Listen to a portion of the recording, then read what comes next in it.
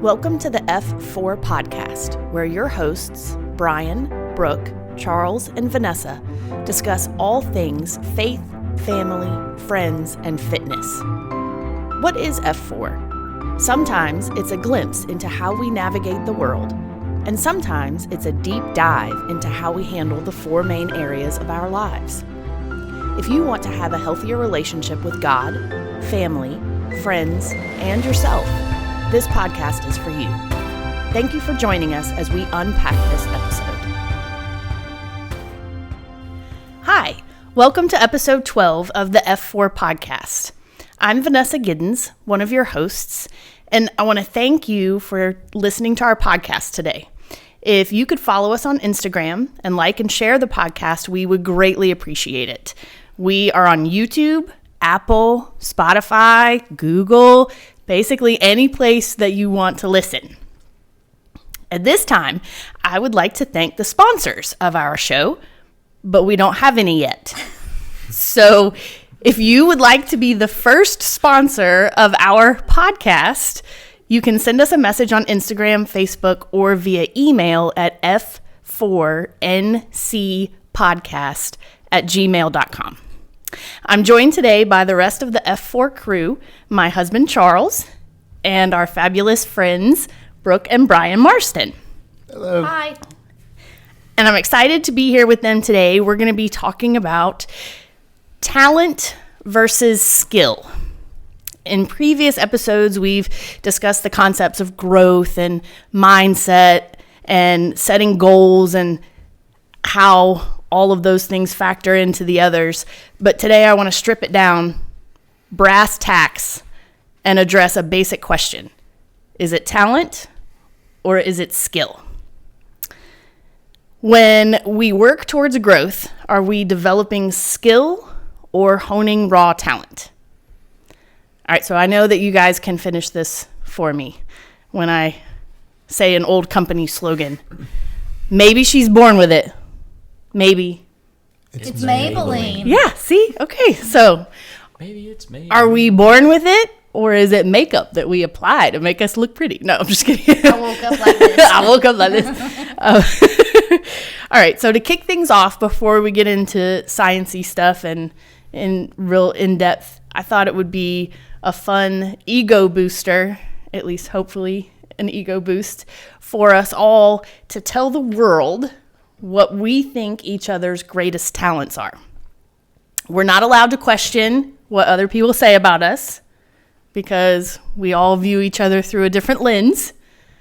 So no saying, nah, that's not me, because obviously it is. That's how we see you. All right? So, Brian, you want to be in the hot seat first? Sure. All right. So, Squatty, you start. What's Brian's greatest talent? Okay, so I think there are two things that came to mind when I was thinking about this. Two? Like I protest. I'm just kidding. Two things. One, you are great at planning things. And I think where I see this a lot and have kind of benefited and discovered it is the way that you plan trips. Like when we go someplace, you are great at figuring out what would be good to do, how to make it happen, how to fit it all in. If we are with a group of people, if it's just you and me, you make sure that we both are getting to do things that we want to do. If we are with our family, you're making sure that all of our kids are getting to do at least something that they want to do.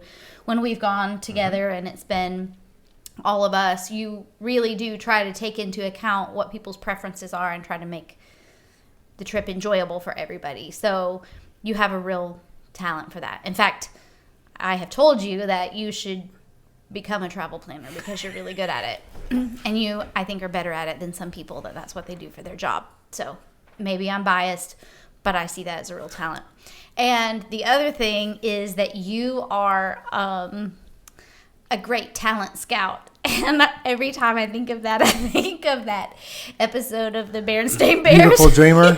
Yeah, I know what you're talking absolutely. about. Because you really do see what other people are good at, and you see that in people, especially that a lot of other people will overlook. So, and I know that that's something that has been said to you in the past, but it really is true. Like, you really do see other people's talent or potential, and I just say talent scout because of that Berenstain Bears episode and because we're talking about talent today. So, I'm done. Awesome. We should put it in the show notes. It's a great episode. Maybe we We can do that. It's the talent scout is the guy who has no talent. That's what they say. But that's what he thinks, I guess. But he does have talent. It's Brother Bear.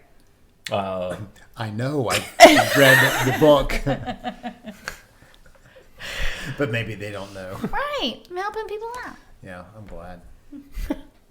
Thank you. You're welcome. All right. It's funny. I also had two, and they're very similar. I just had different words for what I attributed as your greatest talents. The first word, instead of planning, I said organization. And kind of that galvanizing, organizing force, putting people in place and making sure things get done and that sort of thing. And so on top of organization, the other one that I had was, get ready, connection. That is a great word. You think? I do think. And I mean that on multiple levels. I have seen you stand in a room full of people and have the ability to make the person that you're talking to feel like they're the only person in a room. You connect individually, one-on-one with people very well, and you also connect people to others very seamlessly is not quite the word I'm looking for, but it's pretty close. It's easy for you to make people talk to each other and want to talk to each other. Thank you. You're welcome. I had two. It's funny, I guess it's going to be a Tuesday. And the first one we've kind of talked about in the past, so hopefully this is not a big shock to you, but your ability to stay positive and to stay upbeat through any situation is pretty amazing. So, and I do think it's a talent, but I've seen it over and over again, especially when things weren't going well with me, with us, with the church, with whoever. It doesn't really matter. Your ability to stay positive is almost it's awe-inspiring just to stay positive the way you do. The second one I said was vision, and I think you are very good at crafting an overall vision of what you want to see happen.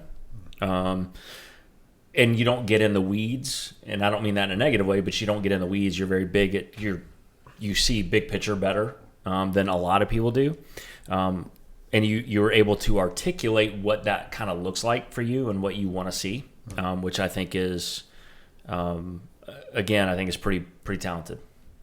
Yeah. Thank you. You're welcome. All right. Squatty, you're in the hot seat. Okay. Okay.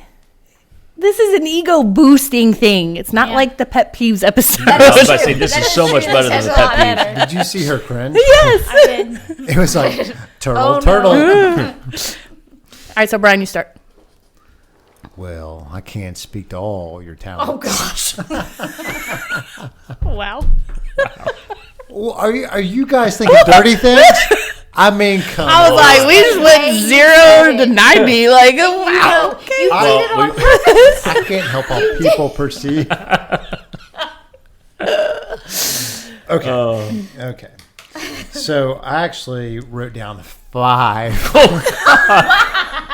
Really? I beat all you fools. That's probably too It loud. was a competition. That was too loud. I'm Oh, sorry. always. Yeah, always. Hercules. All right. So I wrote that you're extremely adaptable. I think that is a talent because not many people are. When it comes to things not going maybe the way they want them to, even though you may on the inside be dying a little bit, you're able to adapt, and not everybody can do that. So I think it is a talent. It stands out to me. You're also consistent. So what I mean by that is maybe reliable, consistent. At our gym, you show up for a workout every day that we scheduled to do it. You don't make excuses. You're just there. When we have stuff happening with the church, you're there. You show up. I know what to expect. And to me, that's a tremendous talent, because consistency is not something we see a lot in people. So thank you for that. You're also very empathetic. I think that it's also a talent. Most people, because of their insecurity, can't see things from another person's perspective. And you have the ability to be empathetic. And it kind of ties in with these last two that I wrote down, is that you're also perceptive. So your ability to see from multiple perspectives gives you a perception that is also unique. I don't have that ability. I try to learn from you in that regard, and that's why I ask you a lot of questions about that, because it makes me better to when you use your talent and you're speaking, I guess, perceptively, because you're like thinking about from this perspective and this perspective and this perspective, and I'm going, oh my gosh, this is way more complex than I thought. Because in my mind, a lot of times it's like, this is the way it is. Let's go do it. Duh. And then you say, well, what about, and sometimes I'm like, oh, geez, I don't want to hear what about. But when it comes down to it, I really do, because there are other people that really think about things differently than I do. And then lastly, I put caring. Your care factor is extremely high. And it's not always seen, but you really do care about things that matter. You care about people, and you care about how they feel. And sometimes when other people aren't as caring about feelings, like me, you help remind me of the value of caring about people's feelings. So I think you're talented in all those areas. And it's not an all-inclusive list, but for the sake of time, that's what I'm going to share. Thank you. Which is way better than 2. Dork.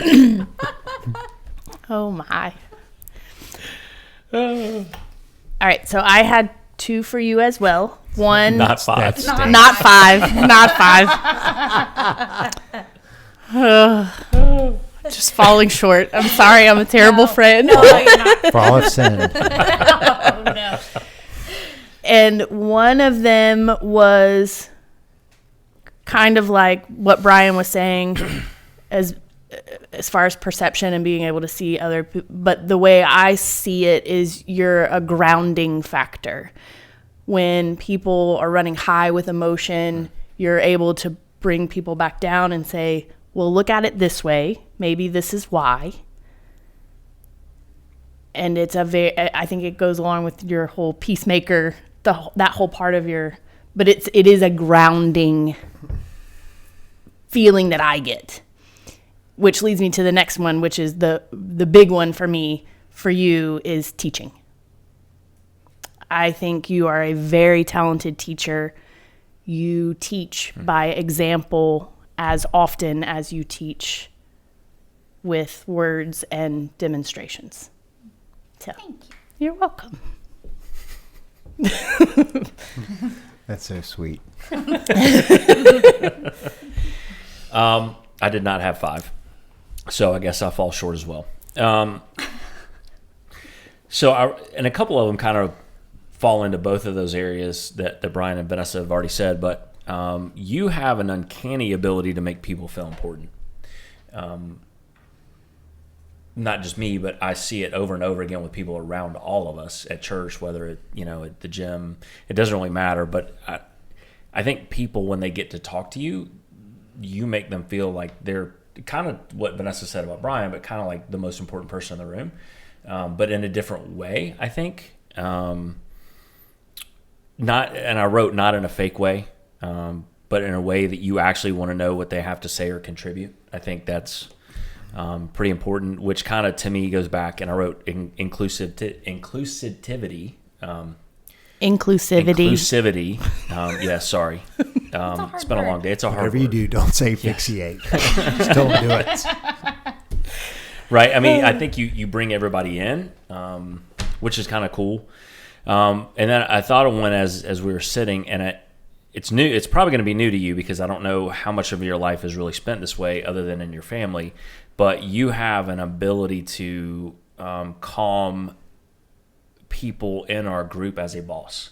So, you have people that report to you now. I am one of them. And I've not had many bosses. I've had one or two maybe that kind of do it the same way, but it's a little bit different, where you have the ability to bring things down to where the emotion kind of goes away, and it's very calming. So those are the things that I would say. Thank you. Yeah. Awesome. All right, so your turn. My turn what? You're in the hot seat. Oh, okay. So you get to listen. Okay. Go ahead. All right. I have 2 for you as well. Not 5. Not 5. I'm sorry. I feel shafted. I'm a terrible wife and friend. Maybe Brian has 5.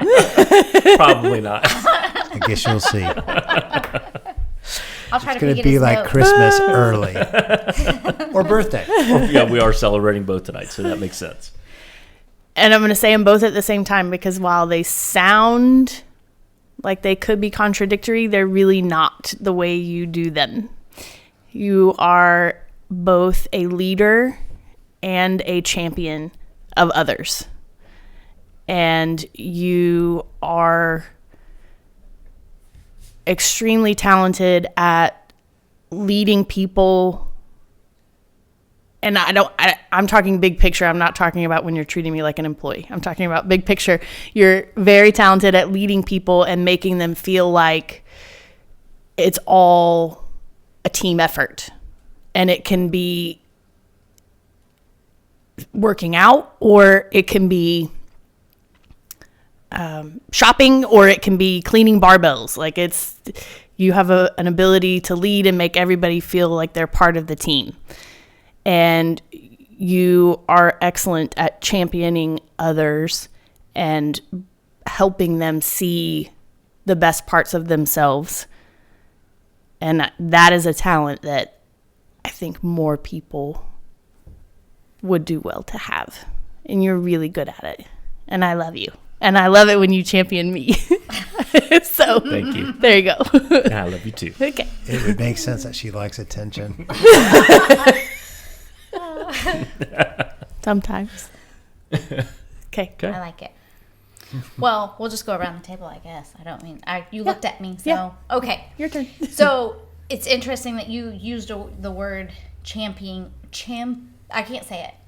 Championing. See, it's a hard word. Champion. Try it until you get it. Asphyxiate. We want to hear you try. I didn't have a word for it, so Develop this skill right now. I'm gonna practice later. Okay, Practice. And apparently, that's gonna need some deep practice to be able to. Practice makes progress. That's right. I didn't have a word for it, but the success of others seems to fuel you as much as your own success. And so that, I think, is a talent because not a lot of people are like that. A lot of people, I guess maybe we're in environments where you see a lot of competition. So your ability to celebrate the success of others and to kind of claim it as your own success or enjoy it as much as if it's your own success. I don't mean claim it like you get no credit for doing something great. I mean, you enjoy it as if, I don't know. Obviously, I'm not saying that well, but I mean it in a very complimentary way, even though I can't say the words. So I think it's interesting that you had a word for it. Maybe I didn't have that word because I can't say it. So, Will you try? I can't anymore. I cannot say it. So that is the first thing. But the other thing is I really do think that you have a talent for being able to see how to get to a certain destination and what could go wrong or go well in the process. There have been so many conversations that we've had that you will say, well, what about such and such? And I'm thinking, well, I never even thought about that, but you bring up a very valid point, and we do need to think about that before we go on. And so one of the things that I like about working on a team with you is that you think like that. And so I never have to worry that we're going to end up in a situation where we're standing around going, well, now what? I don't know what to do now. And you have an ability to adjust when needed.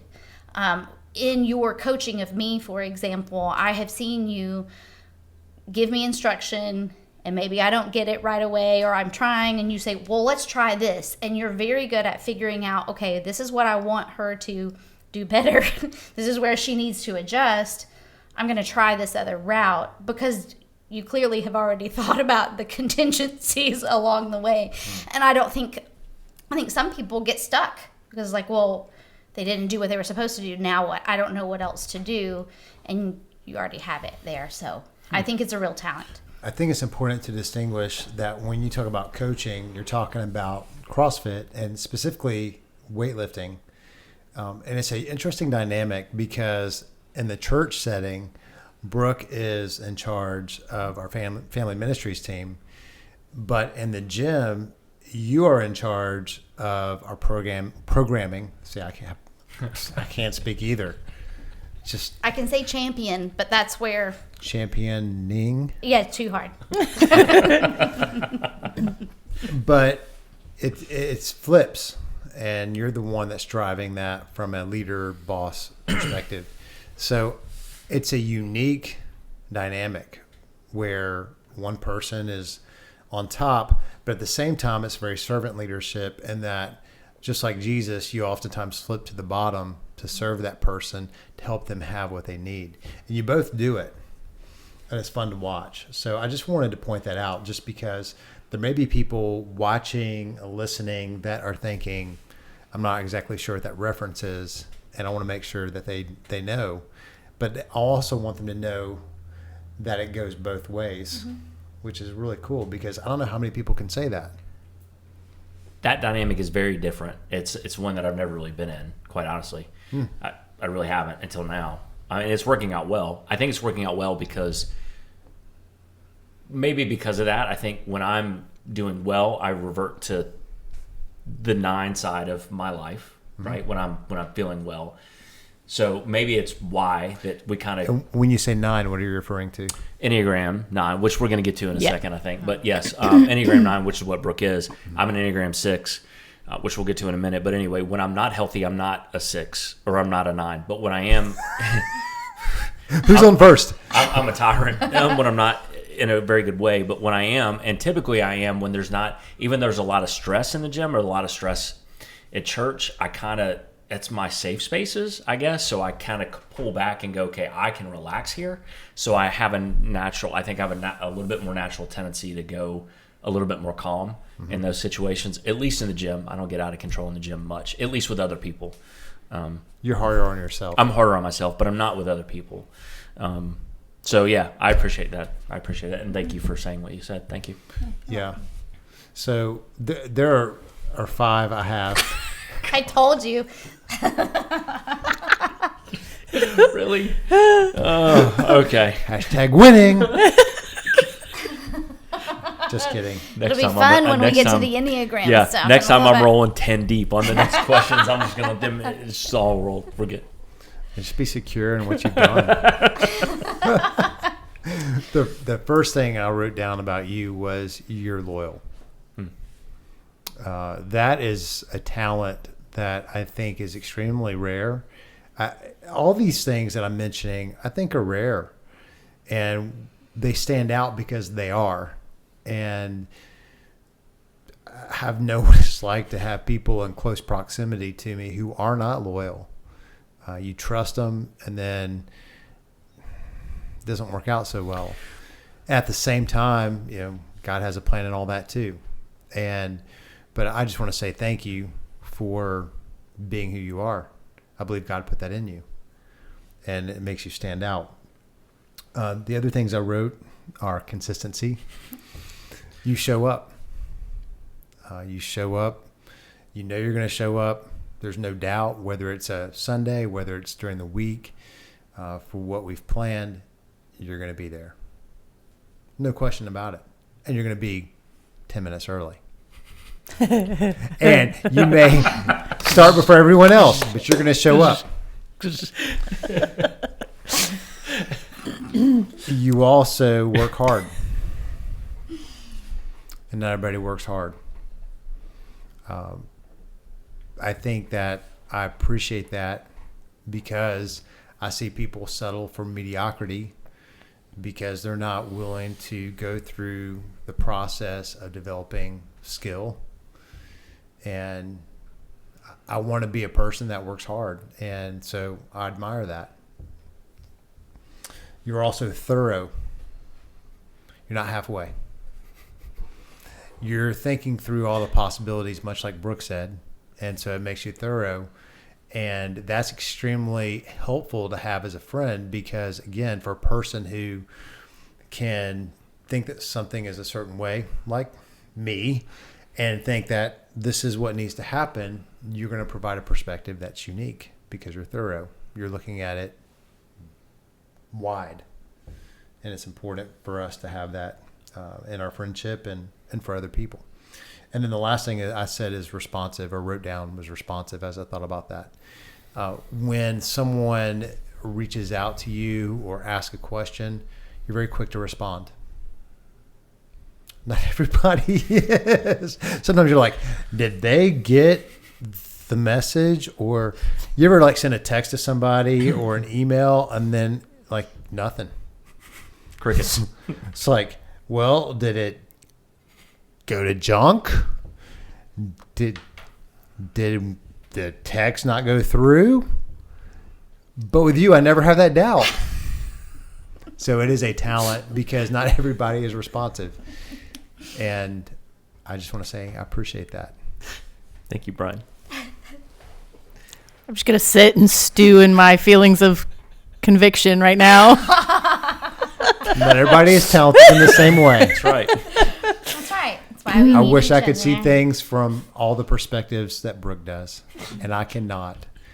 And I'm incompetent sometimes in that area, and I'm like, dang it, I want to be better. So you're not by yourself. You're not alone, Vanessa. Nope, you're not. All right. So now it's my Vanessa's turn. to be on the hot seat. So now stop. I cannot feel convicted anymore. Nope. That's Okay. right. Nope. Okay. Let it go, Elsa. I think you're up first. You want me to start? Mm-hmm. Okay. So I have 2. Okay. Not 5. So along the same lines as Brian, I think your ability to see a bigger picture is pretty amazing.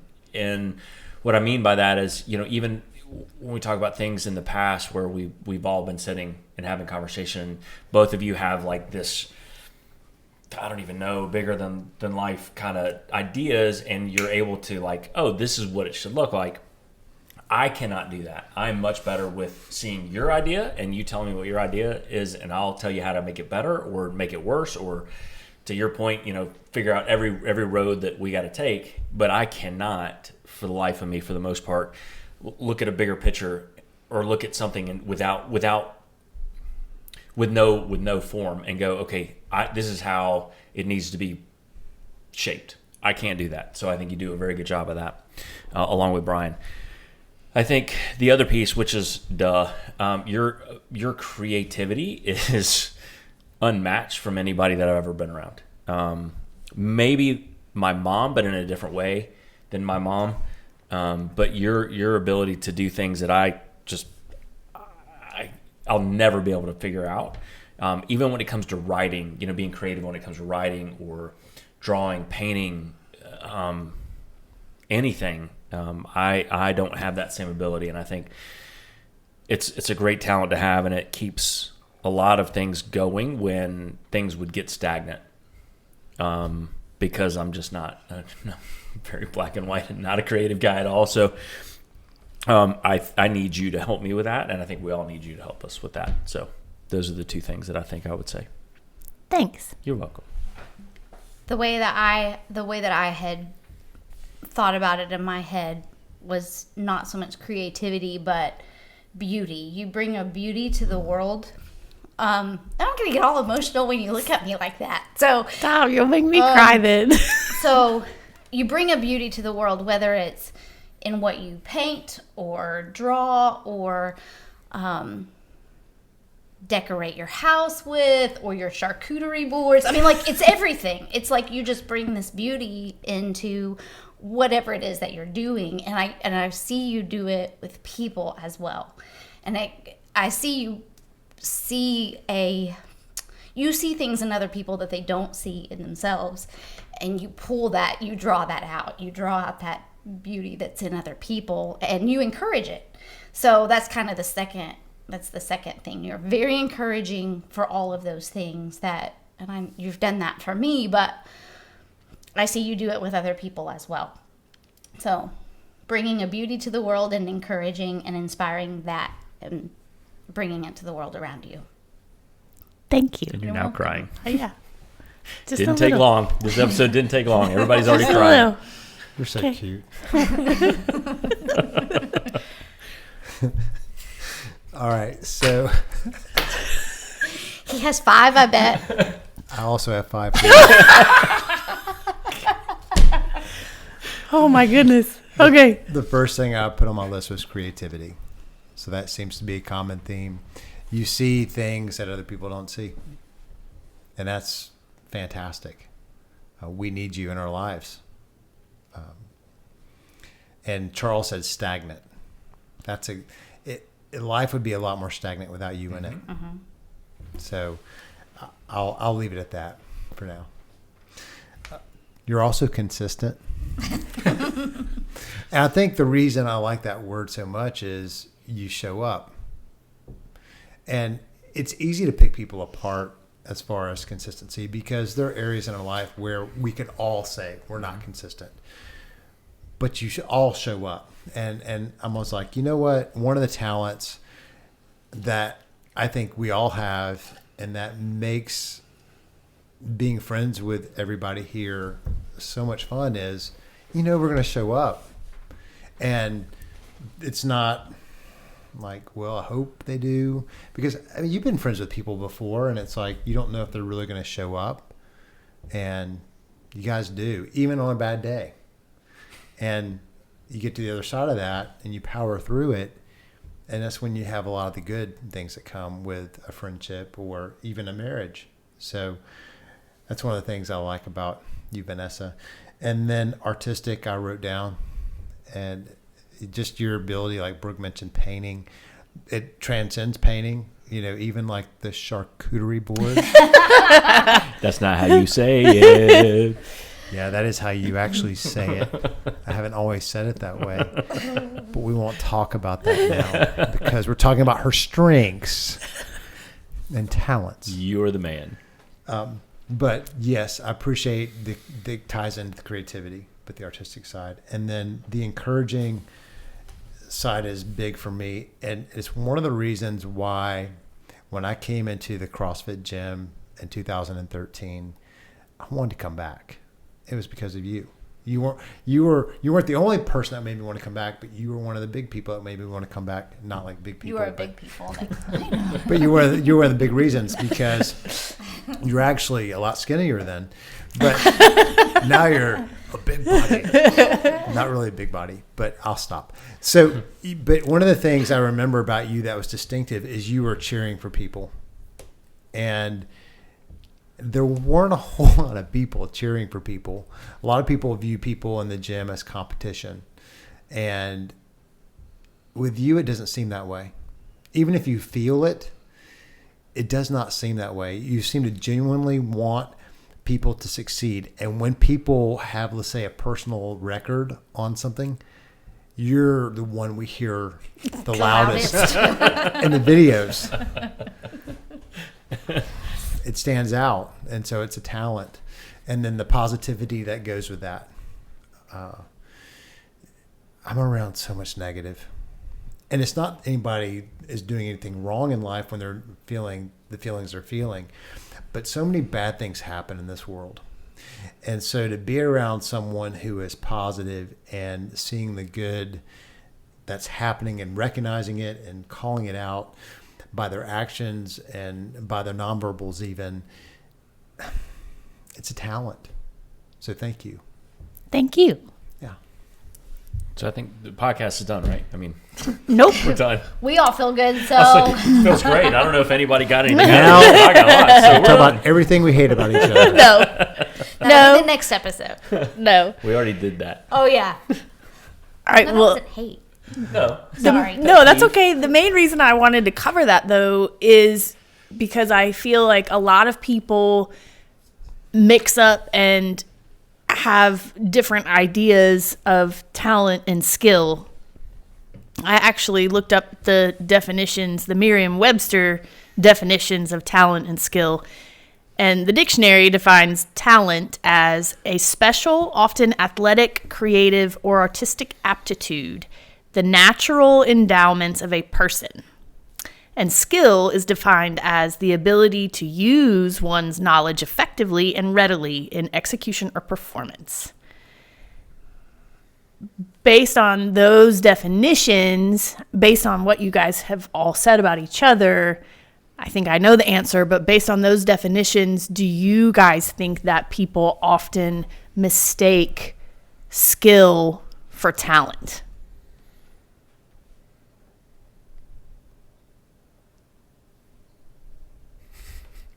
Bueller. Yes. Yes, I do. Okay. I think that there are lots of things, especially creatively and athletically, that fall more in the category of skill than actual talent. So, yes. Yes. And people will say, oh, he has a real talent for blah, blah, blah. And maybe there is some natural inborn ability there. But I think a lot of what people say as he's a real talent Right. is really as a result of it being a skill. Yeah, I think people don't see the back end of that, right? So, and we've talked about this in another podcast. I think when you look at skills, it's very easy to say that someone like, let's say, Tiger was talented, and he was very talented. Is kind of whatever, I guess, at this point. But you didn't see how long he was on a driving range every day, hitting ball after ball after ball. He was developing that talent as a skill. And it's very easy to look back and say, oh, he's just so talented. I mean, life must be easy and great for him because he just, his dad had him in golf early and, he just picked up the clubs. And, when he was 2, if I picked up the club at that age, I'd be great too. No, you wouldn't, because you're not going to put the time in that he did. And I think a lot can be said to your point about the gym. I think people look at you right now and go, well, she's just naturally talented. Well, okay. Yeah. I mean, there is a talent there. There has to be, or you wouldn't be at the point you're at. But there's also, I mean, I've seen it over and over again. There's skill. You're putting in time where other people, again, not to pick other people apart, but maybe not putting in the same amount of time. So I think we confuse that, especially in athletics. I think it's confused. Yeah, I agree with what you both have said. I think talent and skill can work together. And I think that's what I hear you say too, is that you can have talent, but the skill needs to be developed for the talent really to shine. But there are plenty of people who don't. They just try to ride the talent, and it only takes them so far. They don't have the grittiness that it takes for that really to blow up the way it could. So that's what I think based on your question. Okay. So recently I read this book. It's called The Talent Code, and I'm going to read you some sciencey stuff out of it. In The Talent Code, author Daniel Coyle posits that much of what we attribute to talent in others is really based in science and has more to do with skill development through the concept of deep practice. The sciencey part, nerves are wrapped in myelin each time they're fired in a specific pattern, creating a well-insulated circuitry that behaves much like broadband. And with deep practice, now I'm quoting, struggle is not optional. It's neurologically required. In order to get your skill circuit to fire optimally, you must by definition fire the circuit suboptimally. You must make mistakes and pay attention to those mistakes. You must slowly teach your circuit. You must also keep firing that circuit, i.e. practicing, in order to keep myelin functioning properly. It's kind of like that. What's that dog? What's that dog? Sucking at something is the first step at being kind of good at something. Was that Adventure Time? Is that Adventure Time? Okay. Yeah. Sucking is the first step to being kind of good at something. Yes. I was like, Benji? I don't even know what's going on. That dog. Sorry. Lassie? Think of his name. It's Jack or something. Anyway. Okay. It's the dog. I just know it's the dog with the little... Anyway. Dog with a blog? No. It's Adventure Time. Blue's Clues. Oh, gosh. All right, I'll stop. All right. So it's talking about how in order to do anything well and quickly, you must first put into practice the time and the effort that it's going to take to insulate that circuit. So you need to stink at something, and you need to be willing to walk down every incorrect path to get to the destination that you want to get to.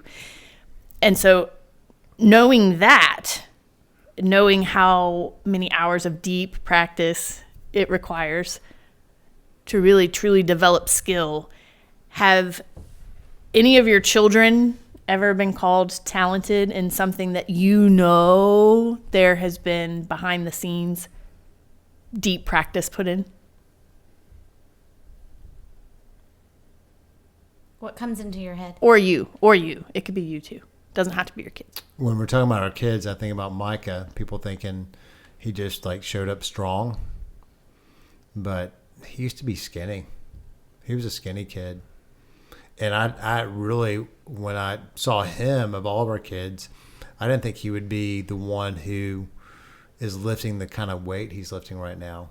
So he's developed a talent, but skill, and the time he's put in to lifting heavy weight. And he had the talent underneath. It just really came out once he started putting it into practice. When you say that, it makes me think of Matt. I don't think that we would have thought that he would be fast. No way. But he put in a lot of work too. And, he still may not be the fastest of all the people out there, but he can run really fast. And there are people who are like, wow, he's a fast runner. But when they were kids, it was the complete opposite. Micah was the fast one of the two. Mm-hmm. And Matt was a little, tougher. He was a little bit more like when he played soccer, he was like a bowling ball. Like he would just kind of go through. It's exactly right. I thought Matt was going to be the one that would be the big body, so to speak, and that Mike would be more of the cardio guy. Mm-hmm. And it's based on current reality, it's the opposite. Now, Matt can certainly develop more skill when it comes to weightlifting and all that, and he's working on it. But like today, we did shuttle runs, and he was doing 2 more than me every round in the same time period. And I was like, okay. And we actually had this conversation. Yeah. He was having a blast with it. I didn't mean to hijack your answer. Oh, no. I felt like I maybe interjected too soon. But I do have something that I think is funny that you guys will think is funny because y'all know me a little bit better. But I've had people think that I am super organized. I have had a person tell me, you homeschooled your kids and you are so organized. And every time one person in particular would say this, I was like, you have no idea. I am not organized at all. I'm just trying to stay like one step ahead of what I have to do tomorrow. I'm not super organized. I just stay a day ahead. That's it. But it's so funny because on the outside, I guess the fact that calm. I showed up to a place. I was calm. My kids were all alive and dressed. It seemed like I must be super organized to have us all at a place. But it's so funny. Every time I think about that, when in preparation for this, I thought of that and it made me laugh. I was like, the 3 of you will find that very hilarious because funny, none of you guys said organized was a talent of mine. And because it's not. Well, in fairness, here's what I'll tell you. I have seen you be organized in places that I'm like, there's no way she could pull that off. But you're organized. You are organized. I think what's different with you than, like, let's say Brian and I, you don't care if you're organized. I think when push comes to shove, when the rubber hits the road, when you have to be organized, I think you can be very well. And I don't know, I don't have the same perspective that Brian has from the household standpoint of the kids, but I know from working for you, I do know working for you, like I've seen you organize stuff, and I'm like, she can't pull that off, but you did. But I think it's because because there was no one else to do it. It takes an incredible amount of effort. It is not one of those things that's like comes naturally. Like, it is a practiced. Any success that anybody sees in that area is effort and practice. All of the failure is still me going down, trying to learn how to fire my circuits. Well, and go ahead. I don't agree with that 100%. I actually am disagreeing with you. What? Yeah. Get used to it, lady. So you can be extraordinarily organized with things you care about. That is the differentiating factor from my vantage point. Is, like, for instance, when it comes to finances, you have a system. It's very organized in your mind, and you can explain it quite well. I think it's because I feel like I have to be. And that might be true, because I'm not inside you to know the feeling. But I do know from observation, when you feel like either you have to be or you really care about something, and maybe it's both. I mean, there's sure you're looking at different perspectives. There you go, using your talent. Looking at it at a broader perspective than I do. Thanks a lot for making me feel like a failure. Just kidding. I really see that you are organized. But when you don't think it's important, meh. Well, I thought it was funny because I don't think it's a challenge. I would say I would think that's accurate. But thank you, I think. Why do you say I think? Just because I don't think it's about if I care about something. Makes it sound like if I'm not organized in an area, then it's because I don't care about it. And I don't know if that's really it. But maybe there are areas where I feel like other people carry that organizational load. And so I don't have to be the one that's organized. So because it takes so much effort on my part, All right, so I abdicate the throne of organization. So I would posit that you care less about those areas. Not like you're carefree, but you would care less about an area that you're less organized in. If you think someone else has it, it's not that. But if it's something you're passionate about, it doesn't matter if someone else has it. You're going to want to make sure it's done a certain way. That may be true. Your care factor is definitely... I can think of some examples. Part, and you just need to tell me I'm right now. You are right. I completely Just agree. kidding. The only reason I said that is because it says with the red temperaments, and I said this, you heard that. The They Reds like are- to hear that they're right. because they usually are. But they can be absolute jerks about it. Oh, goodness. I feel like we hijacked your question. I can think of one specific instance right now, and I'm not going to bring it up, but I'm sure it's going in your head too. It absolutely is. That I looked at you and I was like, you're 100% yeah. true. It's 100% accurate. About what? About you nailing when it's something she is passionate about. You're 100% right. Mm-hmm. Thank you. And we'll talk later. Yep. And we'll talk later. Oh, boy. I'm sorry. That's okay. Oh, no, it's good. It's not bad. It's just not anything we're going to discuss on a podcast. Nope. All right. I don't know what it is. Do you? I don't. No, I think neither one Brooke- of you probably did. I think don't. Brooke does. Oh, I absolutely I think do. there's someone else that's probably if they watch this podcast would know exactly what we're talking about. And you know. Other people And have experienced Yeah. this. Other people know. Yep. Mm-hmm. But you and I, You know. we don't know. We don't know. We don't We'll know. tell you later. All by yourself. But you're not all by yourself. Nobody else listening knows either, except right. maybe one person. That's a good point. Well, So- True. and I don't know if they watch the podcast. I guess so. we'll see. I guess we'll see. I wasn't right that time. Dang it. This is really useless banter right now. I apologize. That's okay. I think it's pretty good. I was going to add, I myself have been told that I've been talented when it comes to art. And what people that say that about me don't know is I was the kid in kindergarten that when it was time to draw, the teachers had to constantly give me more and more and more papers. It's not that I was just born with it. It's something that I enjoy doing and practiced probably since the time I could hold a pencil.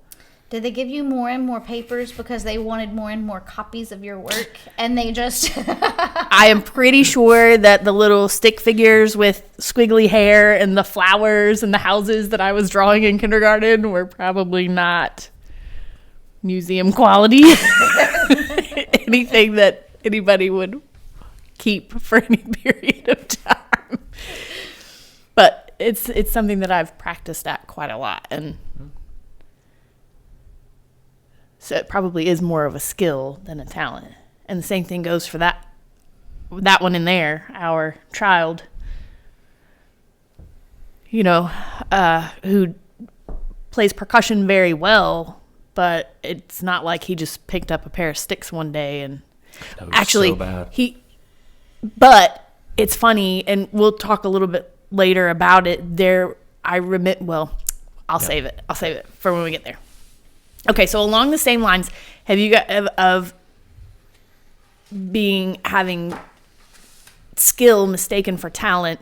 Have you guys ever found yourself inhibiting or prohibiting skill development in yourself or someone else because you didn't recognize any innate talent, quote unquote talent? And I'm going to go back. I'm going to call myself out on this one. We've talked about this before. We may have even talked about it before on this podcast. But I know amongst us, we have talked about this before. When I was a kid, I used to love to sing. And I would sing all the time. And we would be in the car. And if a song came on the radio and I would start singing along with it, my mother would turn off the radio in the car because she did not want to hear my singing because it was so bad.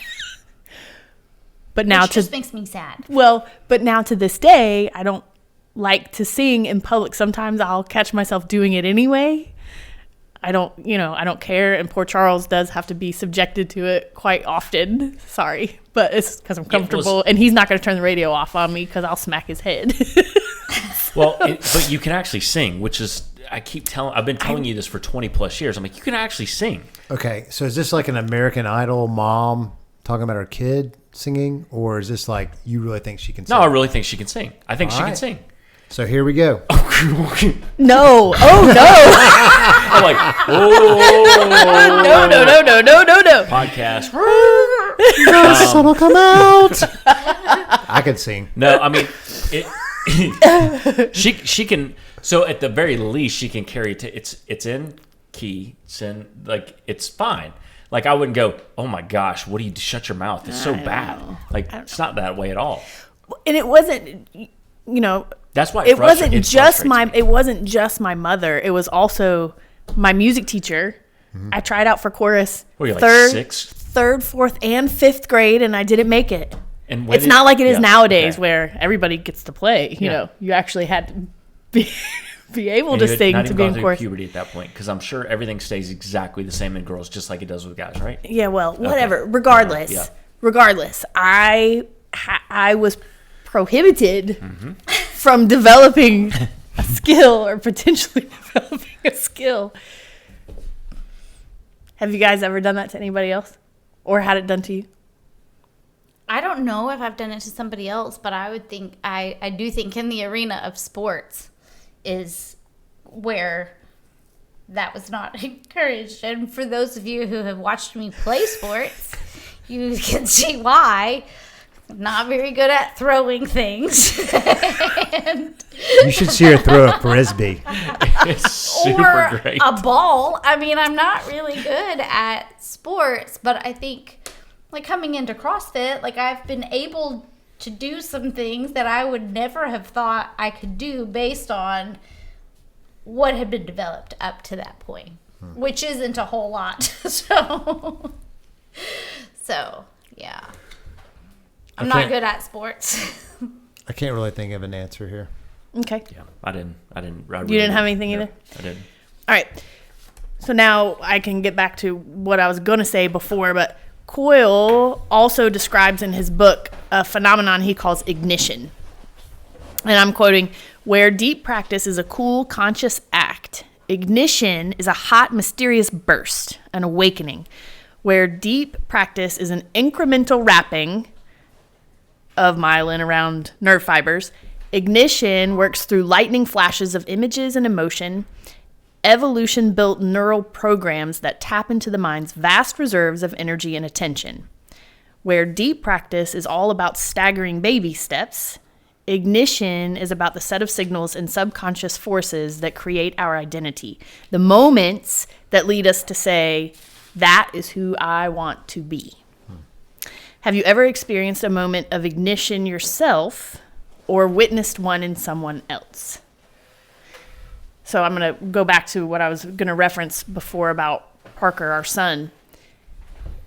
People see his ability to play percussion now, and they don't know how rough it was at first. But one of my most favorite memories of him as a kid is the moment of ignition, the first time he ever sat behind a drum kit. And I have a physical picture of it, and I love it so much. And he was so small. He had asked for a guitar, and so we bought him a guitar, and we were taking him to guitar lessons. And he got the guitar for his 4th birthday, you guys. His 4th birthday. And we were taking him to lessons, and they had to put a box under his feet so he had something to put his feet on in the chair. And this is what he said he wanted. And it was okay, but one day we were walking out of the studio where his lesson was, and he saw the drum kit and he wanted to know about it. And so his teacher let him go sit behind it. And I've never seen anything like it in him before. He was thrilled. And it became sort of a running joke that if he did well in his guitar lessons after that, he would get to go bang on the drums for a little while. So it became a reward. And I'm like, this is stupid. Why are we paying for guitar lessons when the kid wants to be playing the drums? So we quit taking him to guitar lessons. And then the Christmas that he was 6. So there was a time lapse there where he wasn't in any kind of music, but the Christmas that he was 6, he got his drum kit. And he's been playing ever since. And he's 13. So it didn't happen overnight. But that moment of ignition is very precious to me. Mm-hmm. So what about you guys? I think I've had a couple of moments in my life with ignition. I think about 3 major ones. CrossFit, finding CrossFit. I think there's an ignition. There was a pretty quick ignition there, and wanting to help people, like figuring out, hey, this is a really viable program, and this is a way to help people. I think that was one. I think nutrition, was the second one for me. Kind of parlayed out of CrossFit to go, hey, I can help people do this. But the one I think that matters obviously the most is kind of what I'm doing now, which is helping kids and parents get to understand and learn who Christ is. And the ignition moment was the first time that I stepped back in children's ministry at the church that we were at, that I was plopped into say, hey, this is where you're gonna. We've talked about this, but this is where you're gonna serve. And I walked out of the first day, and I was like, that was it. That was done. And a burning, a yearning inside of me immediately to say, okay, this is like, I get it. Like God, not tapping me on the shoulder, but slamming me with a baseball bat in the back of the head, saying, hey, this is what you're supposed to be doing. So for me, that's probably the ignition moment, more than any, and one that's carried to where I am now. So, What about you, Brooke? Well, I think for me, when you were talking about those moments, definitely, I hadn't thought about running races, but I remember watching Brian finish a half marathon, and I thought, okay, I think this is something that I would like to try to do. A similar thing happened about 3 weeks into my CrossFit experience, so it took about 3 weeks, but similar thing. But working with students, very much of this is who I want to be. And I know we've talked about this story before, but being in a college Sunday school class and just feeling like I didn't have a place, like that wasn't my place, and then stepping into a group of 7th grade girls and seeing an opportunity to just be with them in a mentorship type situation was absolutely igniting. I mean, it really did changed the course of my life in a pretty profound way that I wouldn't have thought that would be something. I thought it was just something I was going to do for a little while. Like I just, there was no possible way for me to see that, all these years later, it is still very important to me. And I think whenever we even talk about small groups, who leads a group of students I'm extraordinarily passionate about it, and I don't take it lightly. I don't know. So that would be a defining moment for that too, like an ignition point for sure. For me, in December of 1996, which has been a few years, I was a college student finishing up or getting close to finishing up a degree, and I got connected with Campus Crusade for Christ, which is now called Crew, because doing a crusade is frowned upon. It's a little bit of a negative connotation there. We're on a crusade.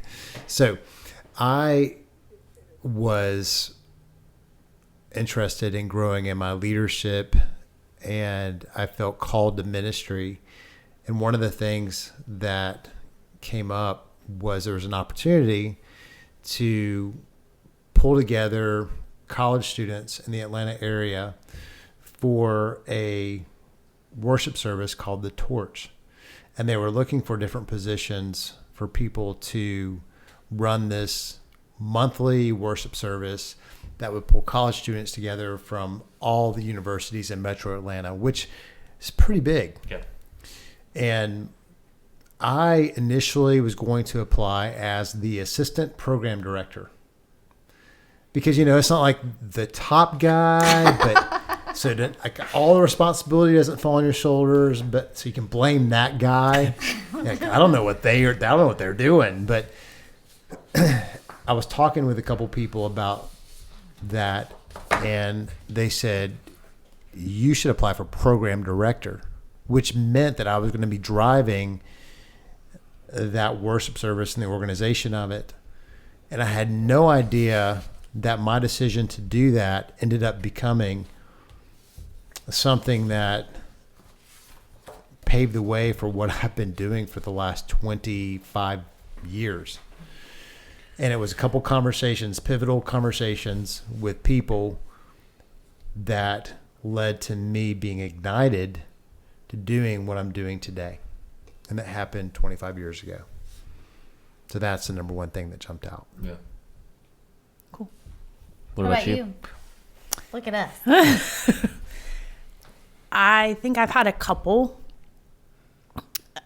One, I remember always doing well with writing and things like that in school.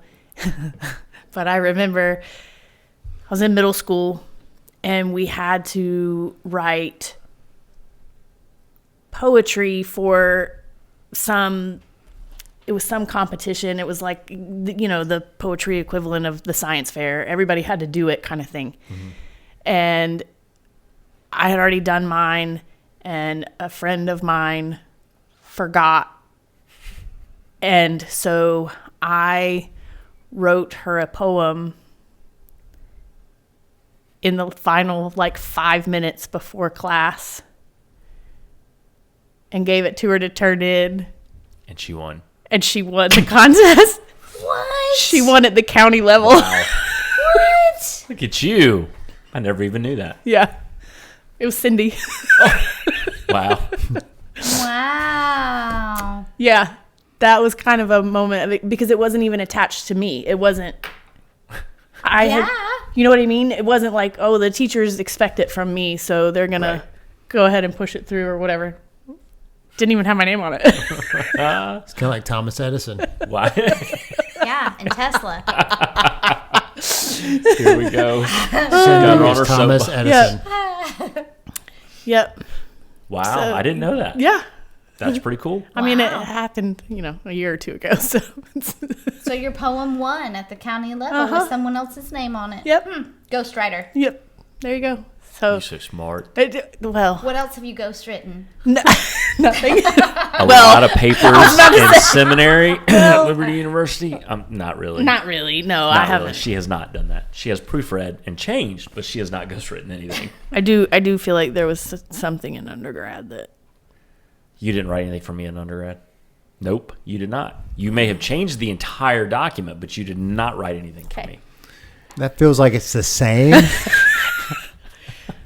No, I did work. It just wasn't very good work. Sounds like she created something from nothing. Well, I mean, I am just Sounds a like good Sunday school plagiarism. teacher. Oh, okay. All right. Now we're moving on. We're moving on now. Too far? Yeah, too far. Well, if we're not going, never mind. I'll stop. All right. So now that we've talked about a couple of moments of ignition, I want us to consider the Enneagram. And some of you may not know about the Enneagram. And a good way to discover the Enneagram is a book by Ian Morgan Cron called The Road Back to You. You can also take tests online and stuff like that. But the Enneagram Institute says this about your Enneagram type. Everyone emerges from childhood with one of the 9 types dominating their personality, with inborn temperament and other prenatal factors being the main determinants of our type. This is one area where most all of the major Enneagram authors agree. We are born with a dominant type. Subsequently, this inborn orientation largely determines the ways in which we learn to adapt to our early childhood environment. I think all of you but me have discussed your Enneagram numbers before. I had it brought to my attention that someone didn't know my number, but I think we've all talked about it before. But tell us about your number and how you believe it relates to your talents as described by the personality traits ascribed to each number. I'll go first. Okay. So my Enneagram number is Trace. Okay. If you don't know Spanish, that's 3. Oh my goodness. What would you do without me? I don't know. I don't know It'd be either. boring. We'd laugh less. It'd be so We boring. would laugh less. The achiever is what that is. And the way the achiever is described as success-oriented, pragmatic, adaptive, excelling, driven, and image conscious. And I would say that is very true about me. And what was the other question? Was there any other question about that? Yeah, how do you feel that relates to your talents? Yeah, I think I'm very driven to accomplish whatever I'm doing. And if I decide that this is what needs to happen, I'm going to go for it most of the time. There are exceptions where I have shrunk back, but not often. So yeah, fits in well. Do you feel like I'm leaving something out? No, I think you described it well. I'm a 9, an Enneagram 9.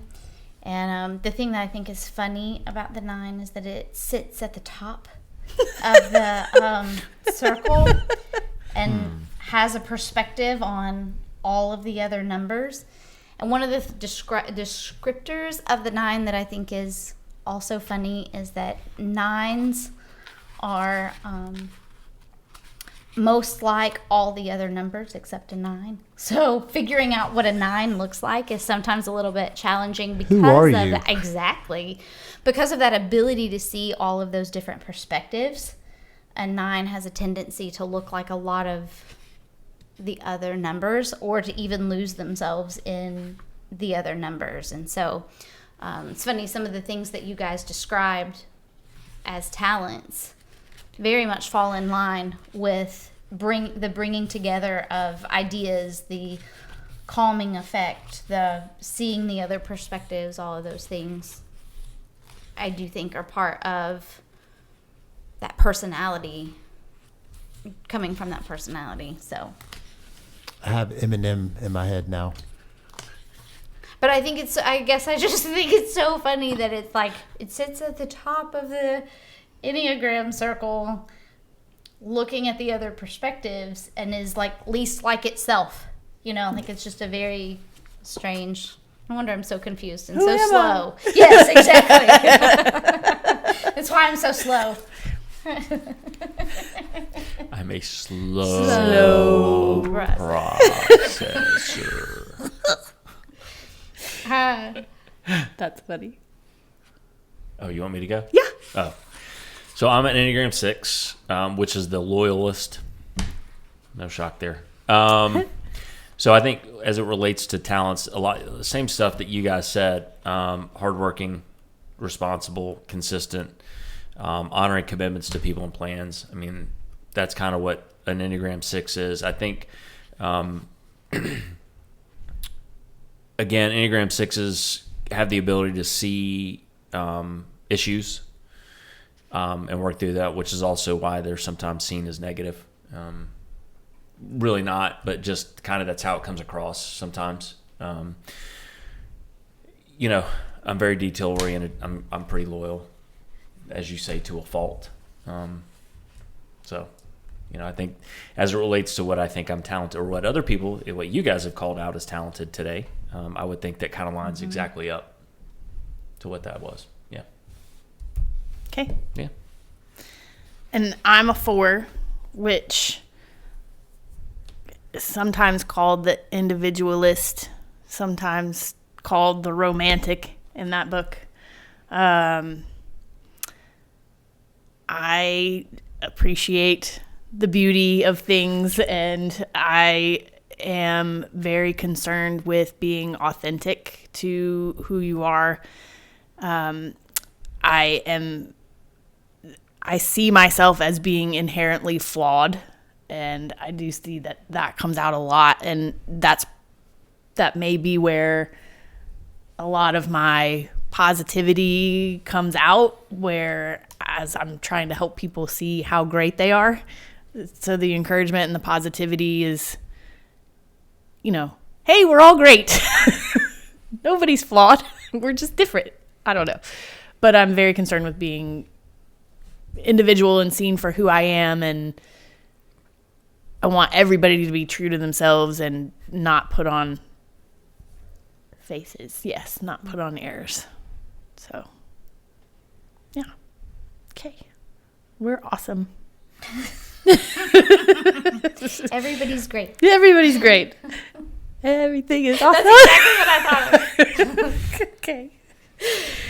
All right. So I'm going to skip some questions for the sake of time.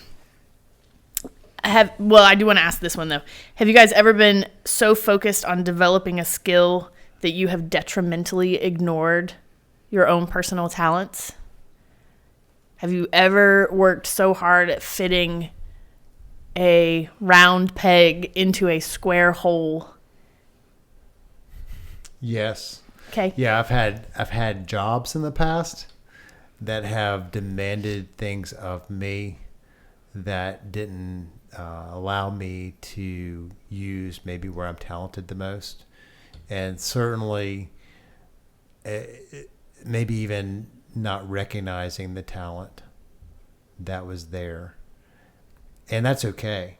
Like, because oftentimes when you're in that position, it helps you to see that it's time to make a change. And because I can be sometimes stubborn, I can think back on one particular situation that I really wanted to make work. And it's not just stubbornness. I mean, anytime you're working a job like I do, there are people connected to it. And you have a heart that's connected to those people, and you want to help, and you want to make it good for everybody, but you can't all the time. And in that particular situation, I was having to try to develop skill when maybe I needed to be doing something else. But God has perfect timing with that. And sometimes you have to go down a dark path to get to the light. So that's my experience without being too specific. That's good. That's good. What about you guys? Yep. I think it has happened on more than one occasion, and still occasionally does, that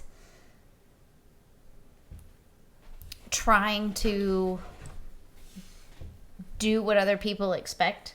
So whether it's be organized or be, I don't know, whatever a situation, I feel like I need to develop skills in those areas, places where I'm definitely deficient. Time management, organization, sometimes being responsive, all of those things.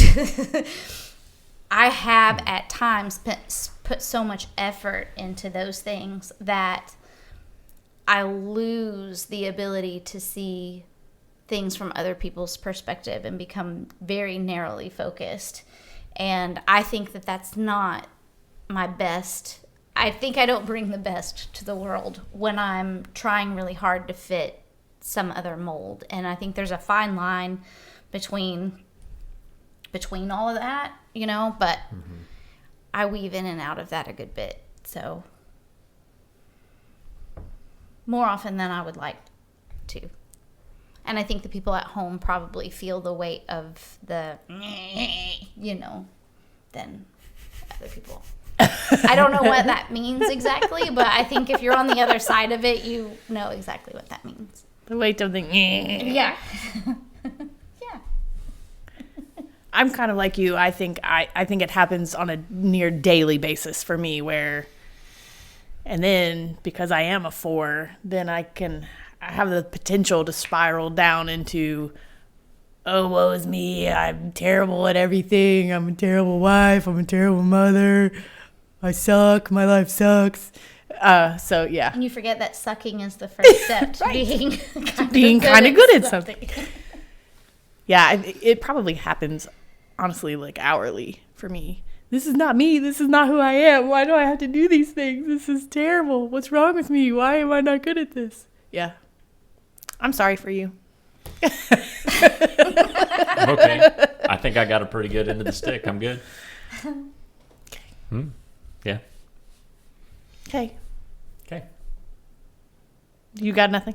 No. You've got nothing? No. Okay. All right. Never happens to me. All right. So, we're gonna. This is gonna be the last question.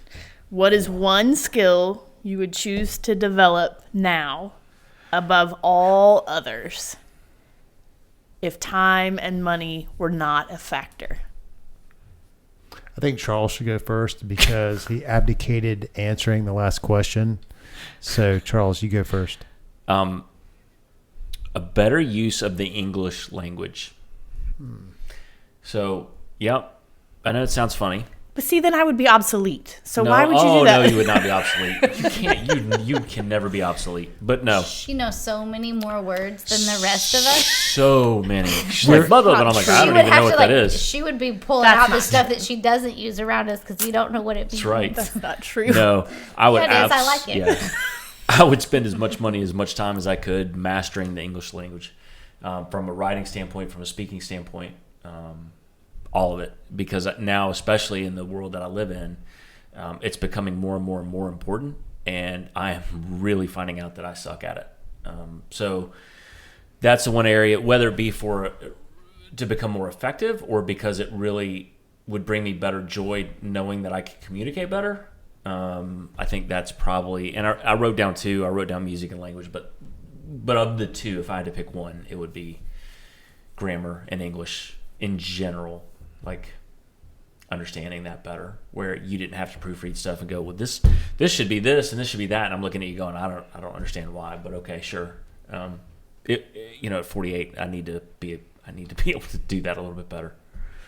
Yeah, so that's me. Cool. Yeah. I'm not going second. Okay, well, mine would be time management. But so to manage time to get done the things that need to be done without losing the ability to stop and have the conversations that inevitably come up. Like, I don't want to lose that, like, ability to pause and have those conversations that need to happen or seem like they need to happen in the moment. I want the room for the spontaneity. But at the same time, I feel like I could develop a skill a little bit better that's not, it can't be rigid. It would never feel natural to me if, I blocked out time and, like, these are my 15 minutes for this, and this is my I'm sorry, you're going to have to come back later. Oh, wait, now I have the opening for a conversation. Who would like to discuss? Like, I can't live my life, like, in a rigid, I think that would be so unnatural. But I do need to, I think, figure out how to do a better job managing time so that I don't feel frazzled or burn out or stuck in a situation where I have all these things to do, and some of the reason why it hasn't been done is as a result of mismanagement of the time that I had. Not all of it's my fault and mismanagement, but some of it absolutely is. And so I would like to eliminate the things that are as a result of my mismanagement. I think that's really good self-awareness. Mm-hmm. How about you, Vanessa? I went totally impractical. You guys are all good people, wanting to be better organized and have a better command of the English language. I want to know what your skill is then. I want to learn to play the cello. That's awesome. If money and time were not an issue, I would play the cello. I would love it if you played the cello. I would go to your concerts. Thanks. You're welcome. Okay, what about you? So I'm going to have two. Why are you laughing? The way you said, I'm going to have two. So the impractical one would be to be able to dance with her in whatever style she would want to do. Oh, that's awesome. And that would be fun. I've thought about that in the past and life. But I'm not really much of a dancer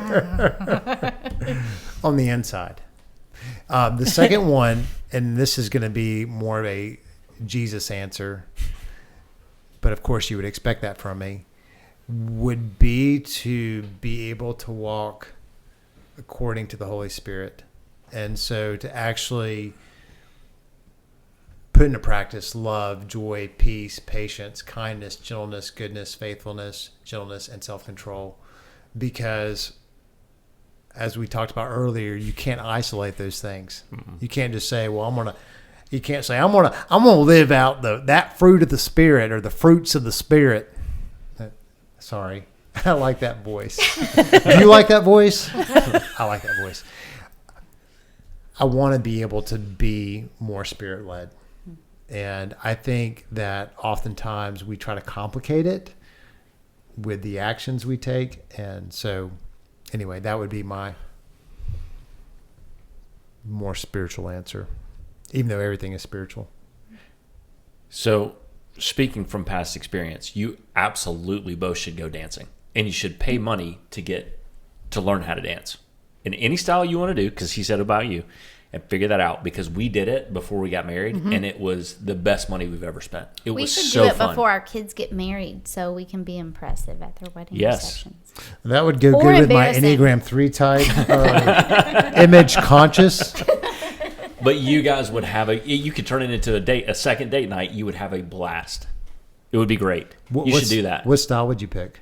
I have no idea. Oh. I have no Maybe more idea. important to you There's than so her. many options. So many options. Okay. Well, if you I don't want it- think it would be the jive, though. Waltz. It'd be a waltz. The Viennese waltz. Yeah, Or the foxtrot.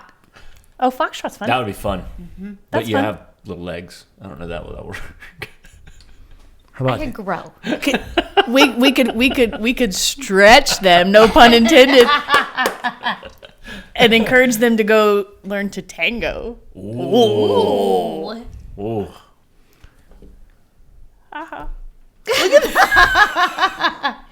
The peanut gallery over there is like, our studio audience does not like that so much, but I think that's a great idea. Yeah, do. I think it'd be fun. Okay, we'll look There you into go. it. Okay, Something new to do. You two got something new to do. That's awesome. All right. that's what I need. We need to find you some Something cello else. lessons. Well, that's another matter entirely. So, can we share a quote or a? That's what I was going to ask. Okay, because you said last question, so I wanted to make sure. Well, this is sharing time. This isn't a question. This Sharing is is sharing caring. time. Now we're entering into sharing time. So yes, who would like to share a quote? I have an inspirational quote from a poet. Do you have 5? Okay. Oh boy. One, let me count them. I actually do have 5. Oh my gosh. Okay, this first one is: there's always going to be another mountain. Oh no. Oh no, really? I'm always going to want to make it move. Always going to be an uphill battle. Sometimes I'm going to have to lose. Ain't about how fast I get there. Ain't about what's waiting on the other side. Charles, it's a climb. Thank you. I feel like I've been able to. He's been holding on to that for over an hour, just waiting. Yes, he has He is been waiting for that waiting. moment.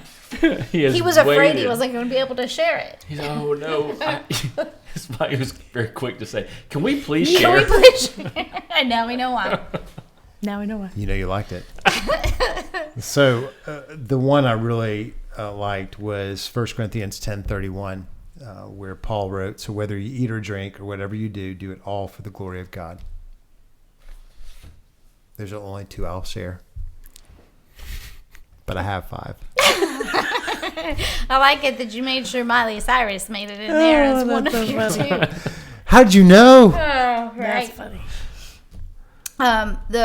There are a couple that I thought about, but one's going to take us down a whole other road, and so I'll save it for another point in time in the future. But the other one, and I really like this quote. It's from Irma Bombeck. When I stand before God at the end of my life. Did you have this one? No. Okay.